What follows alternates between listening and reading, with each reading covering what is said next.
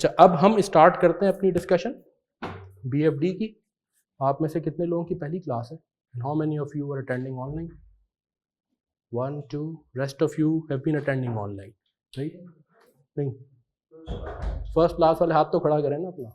अच्छा, you have first class, बाकी लोग ऑनलाइन अटेंड करते रहे तो उनको पता है कि वेयर वी आर। जो लोग आज अभी पहली या फिजिकल या ऑनलाइन अटेंड करेंगे उनके लिए हम ये ब्रीफ कर देते हैं, क्योंकि अब हमने ऑनलाइन बंद कर दिया, अब ये रिकॉर्डिंग कर दी है। Online is too disturbing, right? तो अब जिनको अगर ऑनलाइन भी लेना है तो उनको फिर रिकॉर्डिंग मिल जाएगी। ये रिकॉर्डिंग हो रही है, ये 2 दिन के बाद अपलोड हो जाएगी। But I would recommend everyone कि आप फिजिकल आके क्लास लें, उसका एक फ़ायदा और है, ठीक है? वो जो 40-50 बच्चे भी ऑनलाइन भी ले रहे हैं उनको भी मेरी ये रिक्वेस्ट होगी कि अगर आप यहाँ आ सकते हैं, if you are not outside Karachi, then please come over and take physical classes. उससे आप, एक तो ये ना कि आप जब यहाँ हैं तो यहाँ फिजिकली पूरा यहाँ है, कोई कनेक्टिविटी के मसाइल नहीं है, एक अटेंटिव है। दूसरा, you can interact, you can ask question, right? You can relate to things. तो ये एक दूसरी इंपॉर्टेंट चीज़ हो जाती है। So you can ask question, if you have got anything you are here, you can discuss with me. So मेरी suggestion और सबको रिकमेंडेशन ये होगी कि आप फिजिकल आ सकते हैं तो ज़रूर आएँ, ठीक है? तो उससे ये है कि आप अपडेटेड रहेंगे। ये फिर उसमें ये सुस्ती भी होती है कि ऑनलाइन अच्छा मैं बाद में देख लूँगा लेक्चर्स, वो बात पे बहुत बात हो जाती है ना, और फिर सब्जेक्ट भाव हो जाता है। अच्छा, हम कहाँ हैं मैं ज़रा क्विक ओवरव्यू देता हूँ, और फिर जिन लोगों ने अभी तक की क्लासेस मिस की हैं उनको एक्सेस मिल जाएगा of all the previous lectures. My recommendation would be that you go through those previous lectures as soon as possible, right? As soon as possible, ताकि आप अप टू डेट हो जाएं। बहुत ज़्यादा अभी तक हमने नहीं पढ़ा, हमने काफ़ी प्रैक्टिस की है, लेकिन जितना भी हमने पढ़ा है मैं आपको एक्सप्लेन कर देता हूँ कि हम कहाँ हैं and how would be proceed. अब हम अपनी क्लासेस थोड़ी ज़्यादा कर देंगे। सो वेयर वी आर, देखें आपके सिलेबस को हमने 8 ब्रॉड कैटेगरीज में डिवाइड कर दिया है पढ़ने पढ़ाने के लिए। इसका मैं पास्ट पेपर्स में कैसे ये सारे आए हैं वो भी एक हैंड आउट में नेक्स्ट क्लास में आपको दे दूंगा, क्वेश्चन वाइज, के हर एरिया पे कितने मार्क्स के क्वेश्चंस आए हैं, the distribution of examination marks over the last 15-16 attempts क्या रही है डिस्ट्रीब्यूशन, लेटेस्ट भी पुरानी भी। लेकिन मैं आपको अभी भी वैसे बता सकता हूँ, वो मैं आपको दे दूंगा अटेम्प्ट वाइज। देखें, आपका एक पहला एरिया है forecasting and ratio analysis. It is not a very significant topic, कभी कभी इस पर एग्जामिनर क्वेश्चन पूछ लेता है।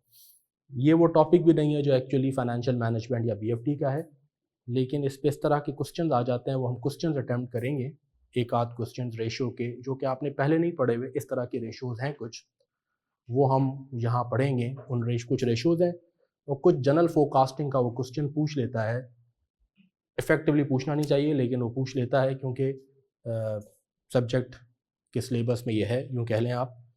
इसमें हमें कुछ बहुत ज़्यादा पढ़ने की ज़रूरत नहीं है, मुझे आपको ये बताने की ज़रूरत नहीं है कि balance sheet P&L cash flow कैसे बनाई जाती है। लेकिन बाज़ औक़ात ये कहता है कि आपने ये लोन लिया, बताएं अगले 5 सालों में will you be able to meet the covenants of the loan. Loan के कोवेनेंट्स क्या हैं कि आपको D रेशो 50-50 मेंटेन करना है। तो इफेक्टिवली अगले 5 साल का आपने P&L और बैलेंस शीट बना के D रेशो देखना है और ये बताना है कि आप वो कोवेनेंट मीट कर लेंगे, यानी that's type of a question, right? या वो कहेगा कि आपने लोन लिया है और ये लोन की रिपेमेंट्स हैं, बताइए will you be able to generate enough cash flows to repay the loan. Now effectively it's a cash flow forecasting question that you will see, will you be able to generate enough cash flows from operations to pay off your interest and your principal amounts। तो अब इसमें मुझे cash flow या balance sheet सिखाने की ज़रूरत नहीं है, हम क्वेश्चंस को जैसे अटेम्प्ट कर लेंगे पास्ट पेपर्स के हैं, so that you understand how this area is examined, right? बल्कि आपने तो मुझसे ज़्यादा कैश फ्लो बनाई होंगी और टाई की होंगी ज़िंदगी में, राइट? अच्छा जी, तो ये हम कर लेंगे। कुछ रेशियोज इसमें ऐसे हैं जो आपने पहले नहीं पढ़े हुए, वो हम यहाँ पढ़ेंगे, स्पेसिफिक हैं, वो भी आएंगे। फिर इस यहाँ जो मेजर टॉपिक है वो नंबर 2 है, सर्किल कीजिए, नंबर 3 है, नंबर 6 है और फिर नंबर 8 है, राइट? ये 4 मेजर एरियाज हैं, कह लें आप। बेसिक इन्वेस्टमेंट अप्रेजल जिसकी झलक आपने देखी हुई है कैफ लेवल पे, एनपीवी, आईआरआर, लेकिन उसके बाद इसमें और भी चीज़ें हैं, sensitivity, capital rationing, asset replacement, lease और बोरो, राइट, इस तरह के टॉपिक्स हैं। ये एरिया टाइम के वेटेज के हिसाब से भी और एग्जाम के हिसाब से भी तकरीबन 25% है। इस पे ज़रूर क्वेश्चन पूछा जाता है एक दो। और ये वो एरिया है जो अगर आपका ठीक तैयार हो जाए, it supports you in all other areas as well, right. There is an overlap of this with management accounting as well, कुछ चीज़ों की, है ना, कि रेलेवेंट इररेलेवेंट आइटम्स की identification and also there is some overlap as well. Number 3 is advance investment appraisal, जो कि आपने नहीं पढ़ा हुआ, which is basically your discount rate determination, है ना। बचपन में हमें अब तक ये बताया जाता ना, ये रिक्वायर्ड रेट है। तो अब ये रिक्वायर्ड रेट कैसे निकलता है, ये डिस्कशन शुरू होती है, और फिर इसमें हम और डिफरेंट टॉपिक करते करते करते आखिर हम एडजस्टेड प्रेजेंट वैल्यू पे जाके इसे क्लोज करते हैं इस टॉपिक को, राइट। तो ये जो रिक्वायर्ड रेट है, जैसे कहता है ना क्वेश्चन में, ये मेरे कैश फ्लो का कायदा है, डिस्काउंट रेट है, रिक्वायर्ड रेट है, कॉस्ट ऑफ कैपिटल है, मुख्तलिफ नाम है इसके, राइट। तो ये रिक्वायर्ड रेट ऐसा नहीं है कि सीएफओ के ख्वाब में आ जाता है या सीईओ के, इसकी कंप्यूटेशन होती है, there is a concept behind it and there is calculation behind it, right. ये हम सारी समझेंगे। फिर इसमें ये रिस्क रिटर्न, ये सीखते ही सीखते सीखते हम ये सारे इसके साइड टॉपिक्स भी पढ़ लेंगे, रिस्क रिटर्न थ्योरीज, ये एरिया भी शायद टाइम परस्पेक्टिव से तो 25% of the time we will be spending on it, but from the perspective of exam ये एटलीस्ट 20% है, इसमें से एक या दो क्वेश्चन जरूर आते हैं। Share valuation techniques and mergers and acquisitions. अच्छा, जब हमने नंबर 1 एंड 2 पढ़ लिया, फिर है शेयर वैल्यूएशन, तो lot of the knowledge that we will acquire from 2 and 3 we will apply it in 4 and 5. Valuation या mergers and acquisition, when you have to acquire some entity, right, effectively it's an investment decision, you're making an investment, right, but because it is a specific investment decision, तो इसमें हम ना सिर्फ ये share valuation और mergers and acquisition, यूं कह लें कि जनरली ये जो क्वेश्चन आता है इसमें ये दोनों टॉपिक साइमल्टेनियसली एग्जामिन होते हैं। तो आई हैव केप्ट इट, इसमें कभी क्वेश्चन आता है, कभी क्वेश्चन नहीं आता, लेकिन आता है तो 15-20 मार्क्स का क्वेश्चन जरूर आता है, एट टाइम्स 25 मार्क्स का क्वेश्चन भी है। इसमें हम प्रैक्टिस करेंगे एक्चुअली बहुत, इसमें वैरायटी ऑफ क्वेश्चंस हैं, राइट। वैल्यूएशन टेक्निक्स हैं, फिर मर्जर्स के डिफरेंट सिनेरियोज हैं, वी विल टॉक मर्जर्स हैं, फिर डी मर्जर भी है। तो मर्जर पे ज़्यादा टाइम स्पेंड करेंगे क्योंकि जोड़ना मुश्किल है, डी मर्जर तोड़ना तो आसान है ना, तो कोई भी कर सकता है। तो तोड़ेंगे हम कम और जोड़ेंगे हम ज़्यादा, मर्जर ज़्यादा पढ़ेंगे और डी मर्जर थोड़ा सा पढ़ेंगे। Then we have forex and risk hedging techniques, right. Forex, foreign currency, तो इसकी बड़ी बेसिक से एक्सचेंज रेट क्या है ना, से लेके, और फिर हेजिंग, हेजिंग कहते हैं अपने आप को प्रोटेक्ट करना, इंसुलेट करना from a risk, right. Anything which has a variation generates a risk, चाहे वो अब्बा का मूड ही क्यों ना हो, जब ऊपर नीचे होता है ना तो आदमी की यार अभी ज़रा ख्याल करो। हाँ, तो अब इंटरेस्ट रेट्स है ना, ये वेरी कर सकते हैं, they generate what we call the interest rate risk, इसकी हेजिंग भी हम इसमें पढ़ेंगे। एक्सचेंज रेट फ्लक्चुएट करते हैं ना, आप कहते हैं कि आज रुपये पर डॉलर ये है, फ्लक्चुएट करता है, because the rate fluctuates, it varies, it generates a risk which is called exchange rate risk, which is one of the major risks for those businesses which are import or export oriented, right.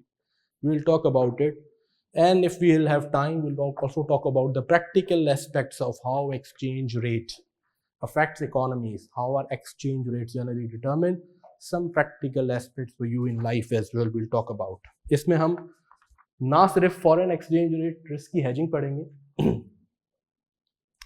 Interest rate risk की भी hedging पढ़ेंगे, और उसमें हम share price, fair value risk of securities भी पढ़ेंगे। ये तीनों इसी का हिस्सा है, हमारे कोर्स का हिस्सा है, जितना जितना हमारे कोर्स का हिस्सा है वो हम सब यहाँ पढ़ेंगे, एग्जाम फोकस्ड। इसे बंद कर दीजिए माय फ्रेंड। अच्छा जी,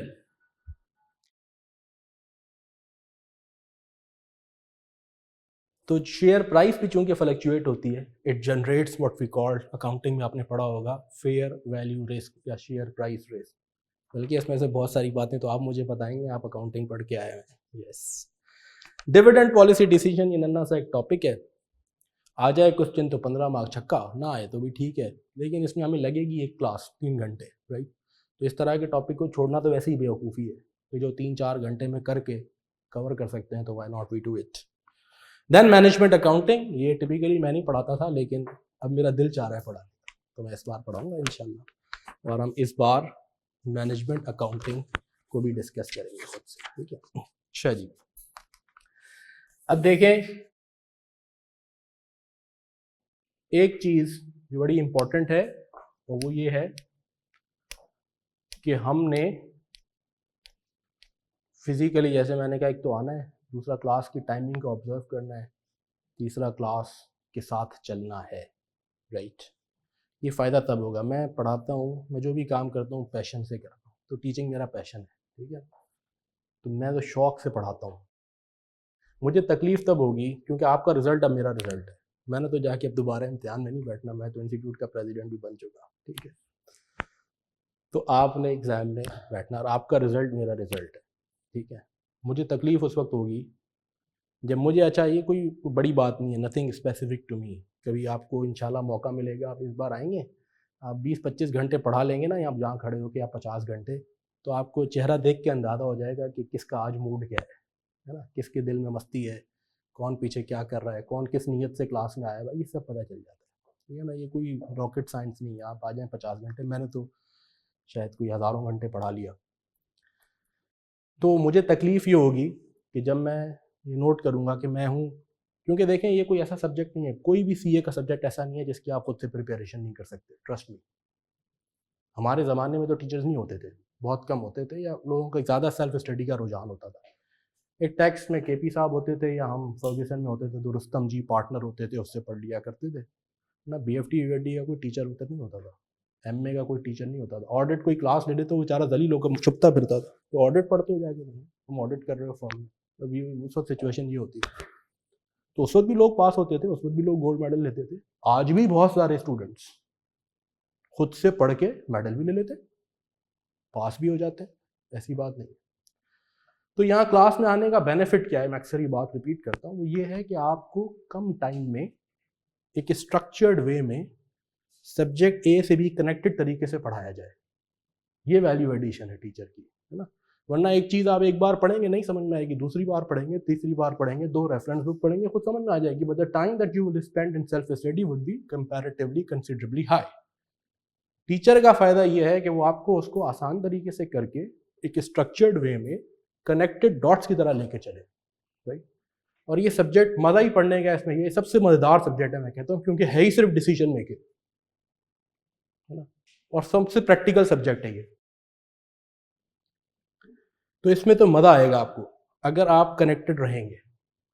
लेकिन अगर आप एक क्लास आए, एक क्लास में नहीं, या पिछली क्लास रिवाइज ही नहीं की, होमवर्क क्वेश्चन ही नहीं किया, और मैं यहाँ पढ़ा रहा हूँ, मैं ए से चला, मैं पहुँच गया जी पे, और अब पीछे से आवाज़ आ रही है डी की, तो मेरा तो फ़र्ज़ है, मैं तो आप जब पूछेंगे फिर एक्सप्लेन कर दूंगा, लेकिन मुझे तकलीफ़ ये हो रही होगी कि अगर डी ई क्लियर नहीं है तो ये जी पे कहाँ होगा, है ना।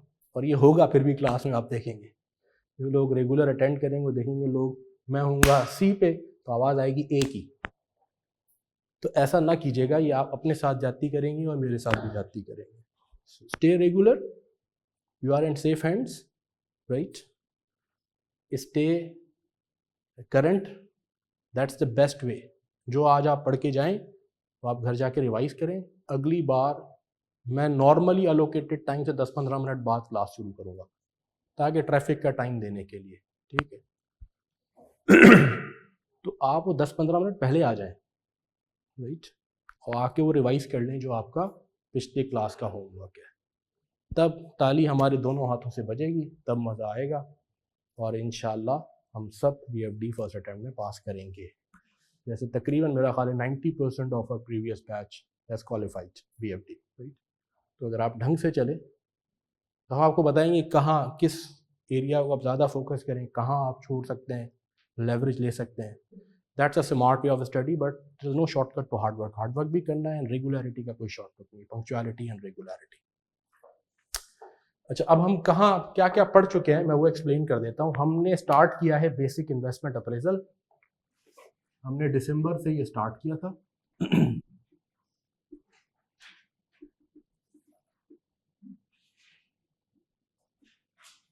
यहां से हम चले थे और हमने टूल्स टेक्निक्स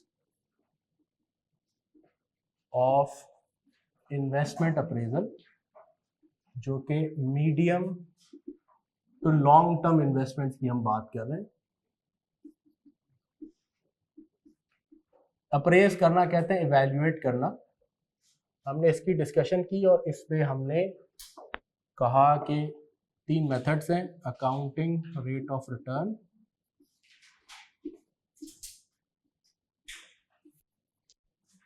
पे बैक पीरियड और फिर डिस्काउंटेड कैश फ्लो टेक्निक्स।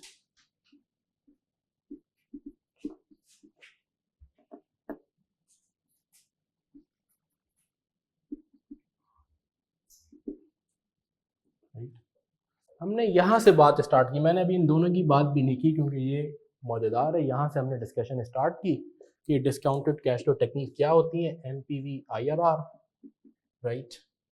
इनको हमने इनके कॉन्सेप्चुअल फ्रेमवर्क को रिवाइज किया, एक दो मज़ेदार एग्जांपल्स की। फिर हमने कहा इन दोनों को डिटर्मिन करने के लिए, इन दोनों के थ्रू इन्वेस्टमेंट्स को अप्रेस, इवैल्यूएट, फाइनेंशियली वायबल है इन्वेस्टमेंट या नहीं, क्या मैं प्रोडक्ट लॉन्च करूं या नहीं, इज इट फाइनेंशियली वायबल और नॉट, क्या मैं फैक्ट्री लगाऊं या नहीं, इज इट फाइनेंशियली वायबल और not, is it economically feasible to do an investment और नॉट। ये पढ़ रहे हैं हम इसमें। और इस करने के लिए हमें 2 ब्रॉड चीजें चाहिए, एक कैश फ्लो और एक डिस्काउंट रेट, राइट। फिर हमने ये पढ़ा कि कैश फ्लो डिटर्मिनेशन के कुछ डूज एंड डोंट्स हैं।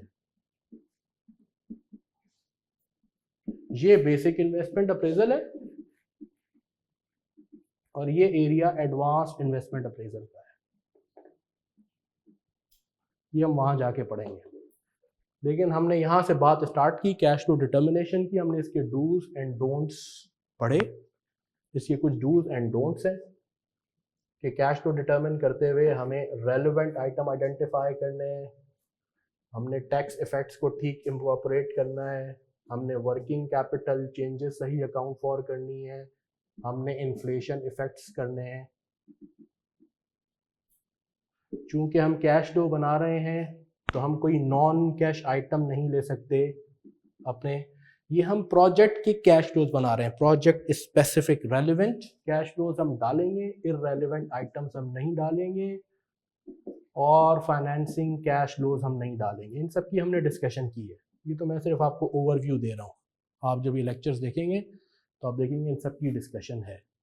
और फिर इसके बाद हमने काफ़ी सारे पास पेपर्स की डिस्कशन की है। फिर हमने बात की है पीरियोडिक कैश फ्लोज की, annual non annual cash flows, right. फिर हमने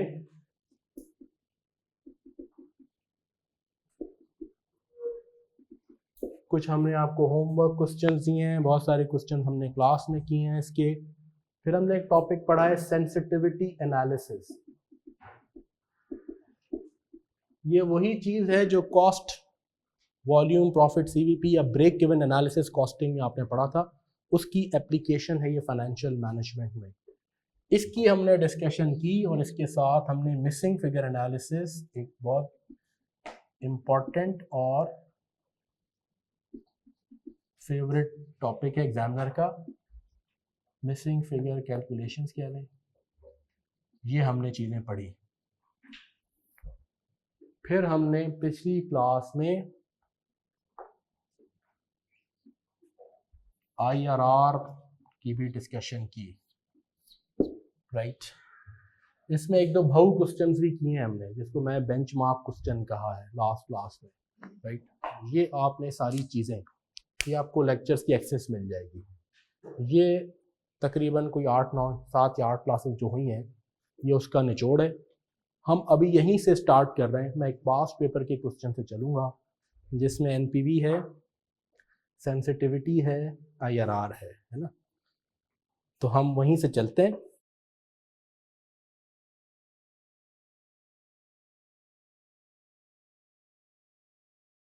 जी बस बताओ।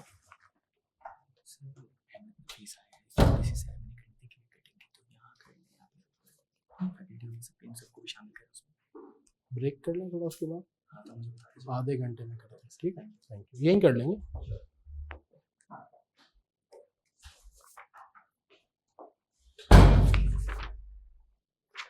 आपके एक दोस्त हैं जिनका गोल्ड मेडल आया है, अहमद, उनका केक काटेंगे हम, मिलके काटेंगे, ठीक है जी। हैप्पी बर्थडे तो नहीं, हैप्पी गोल्ड मेडल करेंगे। चलिए, लेकिन पहले काम करना है हमें, बहुत पढ़ना है हमें, बड़ा आदमी बनना है हमें। अच्छा जी, काटखेर इंजीनियरिंग लिमिटेड, गालिबन 2013 का क्वेश्चन है शायद ये। एनीवेज हम फाइंड आउट कर लेंगे अभी। अच्छा जी, अब मैं करूंगा रीड, फिर आप करेंगे अटेम्प्ट। आधा काम मेरा, आधा काम आपका। हम मिलके रीड करते हैं। Is a 100% equity finance company. मेरे दोस्त इसमें देखें ना, मुझे क्या देख रहे हैं। The company designs and assembles a wide range of made to specification mechanical appliances for industrial customers. क्या करती है ये? डिज़ाइन एंड असेंबल करती है एक wide range of products. But KEL ensures that components conform to its specifications in terms of design and metallurgy. कुछ components ये बाहर से बनवाते हैं, लेकिन अल्टीमेटली उनको उनके क्वालिटी एश्योरेंस ये खुद करते हैं. The individual components are finally assembled and tested at KEL's own facilities. KEL has recently developed a new appliance, EN43, and is in the process of deciding as to whether it would be financially feasible to produce EN43 on commercial basis. The following information is available. वो क्या है? अच्छा जी, sales revenue and marketing expenses. EN43 would generate cash flows for 5 years. It is estimated that each EN5 will be sold for rupees 9,000. This is selling price. And annual production and sales will be 1,500 units in each of the 5 years. An expenditure of rupees 3 million was incurred on the designing, testing and market research of EN43. कितना expenditure? 3 million was incurred. क्या है ये? Sunk cost. It includes amount of rupees 1.2 million incurred on materials and services.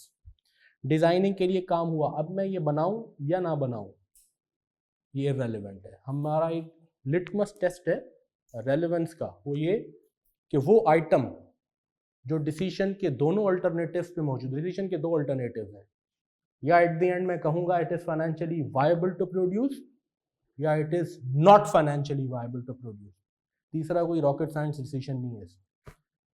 तो जो item decision के दोनों पलड़ों पे मौजूद हो, तराजू की दोनों साइडों पे हो, वो इररेलेवेंट है फॉर डिसीजन मेकिंग.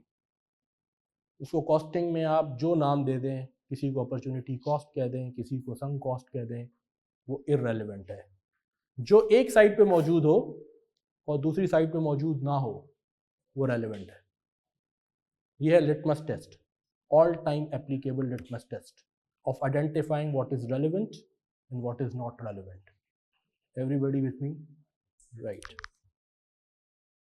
तो अब अगर मैं EN43 बनाऊं या ना बनाऊं, this expenditure has been incurred, है ना, ये कॉमन है, ये हो चुका है दोनों पलड़ों पे, तो ये relevant हो गया. Outsourcing cost. Manufacturing of components would be outsourced at a total cost of 4,000 for each EN43. It includes 1200 for component L17. तो other than L17 जो बाकी cost है वो 2800 है. KEL already has 1000 units of L17 in stock. These were acquired for 800 each. If EN43 is not produced, the existing units of L7 would be returned to the vendor at rupees 700 each. Material के लिए हमने ये बात पढ़ी है तफसीलन, और उस पर तफसीलन क्वेश्चंस हैं। अगर आप हिस्ट्री देख लेंगे तो अभी कोई मसला नहीं होगा ये क्वेश्चन। ये मैं रिपीट करता हूँ, जो आइटम मटेरियल में फ्रीक्वेंटली इन यूज होता है, पहली बात तो याद रखें कि फाइनेंशियल मैनेजमेंट में हिस्टोरिकल कॉस्ट और बुक वैल्यू ये दोनों इररेलेवेंट आइटम्स हैं। हिस्टोरिकल कॉस्ट, मैंने एक एसेट कब का परचेज किया, किस कॉस्ट पे, इज इररेलेवेंट। आज उसकी किताब में क्या वैल्यू है, is irrelevant. What is relevant, financial management is futuristic, that's what makes it interesting, right. What is relevant is कि मैं इसके साथ आगे क्या करूंगा, राइट। अगर एक मटेरियल मेरे पास पड़ा हुआ है, उसकी हिस्टोरिकल कॉस्ट, उसकी बुक वैल्यू इररेलेवेंट हो गई। अब या तो एक वो रनिंग आइटम होगा, है ना, मेरे पास पड़ा होगा, तो अगर मैं उसे उठा के अपने एक प्रोजेक्ट के लिए यूज़ कर लूँगा, तो बाकी ऑपरेशंस के लिए क्या करूँगा, बाहर से परचेज करूँगा, मैं इसे रिप्लेस करूँगा एट करंट परचेज प्राइस। तो what would be relevant, would be the current purchase price, which is called current replacement cost. अगर वो यूज वाला नहीं है, ऐसे ही गलती से आ गया था इत्तेफाकन, तो अगर मैं इसे यहाँ यूज करूँगा तो क्या नहीं कर सकूँगा, बेच नहीं सकूँगा, उसकी एनआरवी रियलाइज नहीं कर सकूँगा। तो इसके साथ भी क्या है, ये जो जितने 1000 यूनिट्स हैं, टू दैट एक्सटेंट अगर मैं इसे यूज कर लूँगा तो मुझे क्या नहीं मिलेगा, वो जो एनआरवी है 700 रुपए की, मैंने जिस कॉस्ट पे परचेज किया था वो तो इररेलेवेंट है, आज उसकी जो बुक वैल्यू है वो इररेलेवेंट है। Everybody with me, right. Assembling cost, ये to the extent of 1000 units है, बाकियों के लिए तो of course you will purchase at whatever the current market prices which is 1200। L17 की आज की प्राइस क्या है, 1200। हाँ, assembly of EN43 would require separate premises whose rent is estimated at rupees 450,000 per annum payable in advance, right। यानी year 1 का, year 1 की beginning time 0, year 2 का, ईयर 2 की बिगनिंग यानी ईयर 1 एंड यूं कह लें, ईयर 3 का, ईयर 3 की बिगनिंग यानी year 2 and so on, right. Assembly of each EN43 would require 15 and 35 man hours of skilled and unskilled workers respectively. The rate of wage is 100 per hour for skilled workers and 60 per hour for unskilled workers, right। KEL pays 50% for idle hours। जब फारिग बैठते हैं तो आपको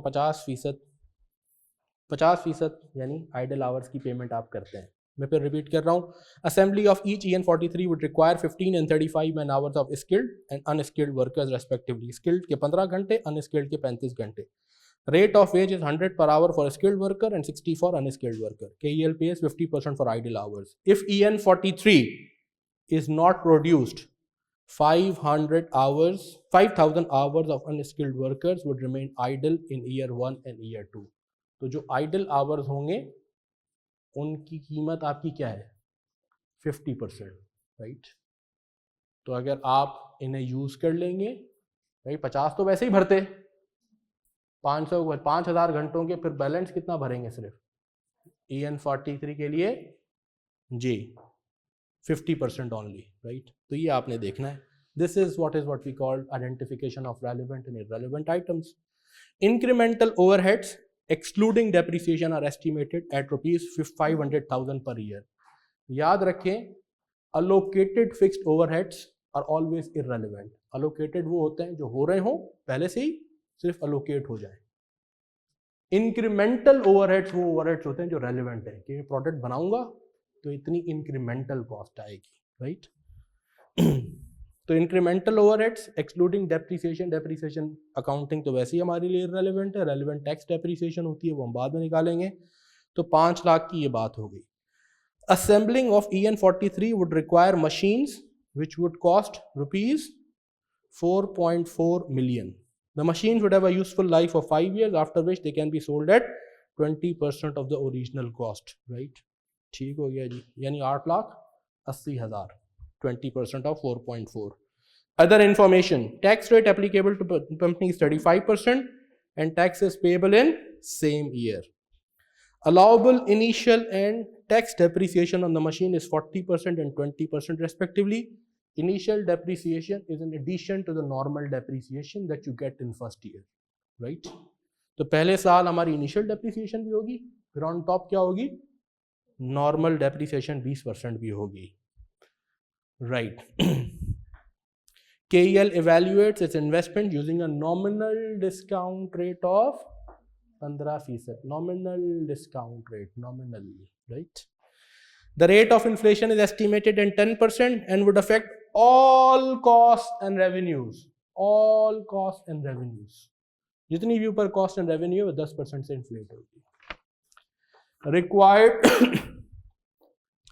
recommend whether or not KEL should proceed with the EN43 project, क्या produce की जाए या ना की जाए, यानी NPV निकालते हैं. Assume that working capital required are immaterial and all cash flows arise at the end of the year unless specified otherwise. किसके लिए otherwise specify किया गया है? रेंट के लिए. तो रेंट एक ऐसा आइटम है जिसको शायद हमें सेपरेट नहीं ट्रीट करना पड़े कि इसके टैक्स का इफेक्ट भी सेपरेट होगा, है ना?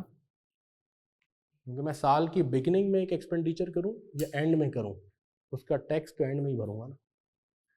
तो रेंट का टैक्स, ये मैं आपको हिंट दे रहा हूँ, tutorial hint, right, that rent has to be separately taken into account when calculating tax. क्योंकि ईयर 1 का रेंट टाइम 0 पे आ रहा होगा, उसकी करस्पॉन्डिंग सेविंग ईयर 1 के एंड पे होगी. ईयर 2 का रेंट ईयर 1 के एंड पे आ रहा होगा, यानी beginning from a discounting perspective, timing of cash flow, but इसका टैक्स इफेक्ट कहाँ आ रहा होगा? ईयर 2 के एंड. सोचें, ये आप खुद करेंगे, राइट, राइट. फिर नीचे कहा गया है carry out a sensitivity analysis. Sensitivity के लिए तो वैसे ही एनपीवी चाहिए होती है ना, पढ़ा हमने. To assess and compare the sensitivity of the project to the following variable, sales price and nominal discount rate. इसका मतलब ये हुआ कि एनपीवी कैलकुलेट करते हुए हमें nominal cash flows and nominal discount rate बनाने पड़ेंगे, तभी तो नॉमिनल एनपीवी आएगी. और फिर नॉमिनल कैश फ्लोज से हमने पढ़ा है ना डिस्काउंट रेट की सेंसिटिविटी पिछली क्लास में कैसे निकलती है, IRR के थ्रू. तो नॉमिनल डिस्काउंट रेट की सेंसिटिविटी निकालनी है तो कैश फ्लोज नॉमिनल बनाने हैं. वैसे तो इस क्वेश्चन में हम रियल कैश फ्लोज भी बना सकते हैं, क्योंकि all cash flows and cost यानी all revenue and cost items are inflating at single rate. तो ना इन्फ्लेट करें, रेट को नॉमिनल से रियल कर दें. टैक्स डेप्रीसिएशन पढ़ा है हमने, टैक्स डेप्रीसिएशन और गेन लॉस को डिफ्लेट कर दें और कर सकते हैं.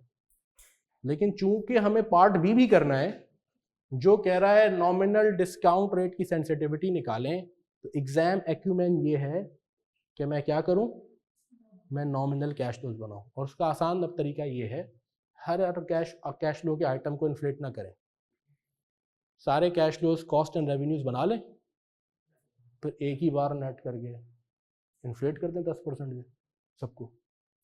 नहीं समझ में आ रही बात भाई? रेवेन्यू और कॉस्ट के सारे आइटम बना लें रियल, फिर सबको आखिर में नेट करके एक ही बार 10% से इन्फ्लेट कर दें, है ना. सारे एक ही रेट से हो रहे हैं ना, तो नॉमिनल बन जाएंगे ना. फिर डेप्रिसिएशन वगैरह बाद में डाल दें, क्योंकि डेप्रिसिएशन तो बताते खुद क्या है, एक नॉमिनल आइटम है. तो अब देखें करते क्या है, शुरू हो जाएं, फिर हमने मिलके तो वैसे ही करना है. तो आपके पास हैं 10 मिनट जिसमें देखते हैं आप क्या करते हैं शुरू करके.